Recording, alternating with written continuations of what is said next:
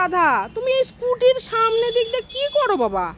কি হলো, কি গন্ধ পাচ্ছ? কিছু কি হয়েছে? কিছু কিছু প্রবলেম হচ্ছে স্কুটির? হ্যাঁ, তুমি কি ঠিকঠাক করছো? ও ঠিক হয়ে গেল? হ্যাঁ, কিছু কিছু হয়েছিল বাবা? আমার এই ছোট ছোট সদস্য থাকতে আমার স্কুটির কিছু হতে পারে? তুমি ঠিক করে দিলা তো? এখানে বসে বসে কে ঠিক করে? তুমি ওদিক দিয়ে একটু নিচ দিক দিয়ে ঢুকে ঠিকঠাক করো। লজ্জা পেয়ে গেল তুমি? যা, রাধা তো লজ্জা পেয়ে গেল। ও রাবণ দাদা, কি খবর? দুটা দিন রাবণ দাদার পাত্তা ছিল না, বাইরে গেছিলো বান্ধবীর সাথে মিট করতে। এখন আবার আসছেন, তার অবস্থা দেখেন। মাথার উপর ঘাও, চোখের মধ্যে পেজুল, মানে একাকার কাণ্ড। উনি আবার গায়ে আমাকে হাতও দিতে দেন না।